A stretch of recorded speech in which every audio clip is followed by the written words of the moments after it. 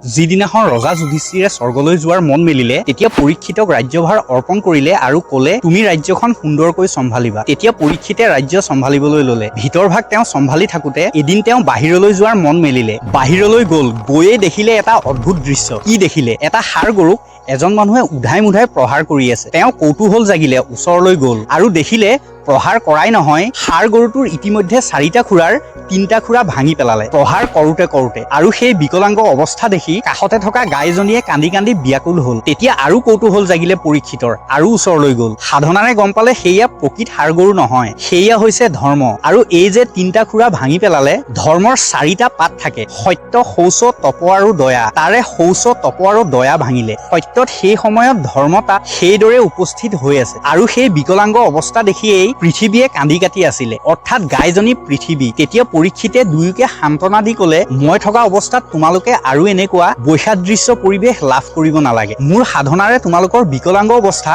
মই দূৰ কৰি দিছো। তেতিয়া তেওঁৰ সাধনাৰে ধৰ্মৰ সেই 4টা খুৰা আকৌ সংযোগ কৰি দিলে আৰু লগে লগে ক'লে, তোমালোকে এতিয়া আৰু বিকলাংগ অৱস্থা লাভ কৰিব নালাগে। আৰু পৃথিৱীকো ক'লে, তুমি আৰু কান্দি কাটি থাকিব নালাগে, মই তোমালোকক ৰক্ষা কৰিম। তেনেকৈ কোৱাৰ পাছত পৰীক্ষিতে সেই ধৰ্ম আৰু পৃথিৱীক বিদায় দি সেই দুষ্ট মানুহজনৰ ওচৰলৈ গ'ল। সুধিলে, তুমি কোন? তুমি কিয় মোৰ ধৰ্মৰ ৰাজ্যত অধৰ্মৰ পতাকা উৰুৱাবলৈ আহিছা? তেতিয়া মানুহজনে লাহেকৈ উত্তৰ দিলে, তেওঁ চিনি পাইছে, সখা গৰা ধৰা অধিপতি পৰীক্ষিত। তেওঁ ভীতিগ্ৰস্ত হৈ ক'লে, মহাৰাজ মই কলি। তেতিয়া পৰীক্ষিতে ক'লে, সঁচাকৈ তুমি যদি কলি, তোমাক মই এধান মানিও সময়ো মোৰ ৰাজ্যত থাকিবলৈ নিদিওঁ, মই তোমাক প্ৰাণে মাৰিম। সেই বুলি কৈ তেওঁ কঁকালৰ পৰা তলোৱাৰ উলিয়াই কলিক বধ কৰিবলৈ উদ্যত হ'ল। তেতিয়া কলিয়ে অনুনয় বিনয় কৰি ক'লে, মহাৰাজ আপুনি শৰণাগত পালক, আপোনাৰ ওচৰত যি শৰণ লয়, আশ্ৰয় লয়, আপুনি তেওঁক ৰক্ষা কৰে। মই এতিয়া আপোনাৰ আশ্ৰয় প্ৰাৰ্থী, আপুনি মোক প্ৰাণে নামাৰিব।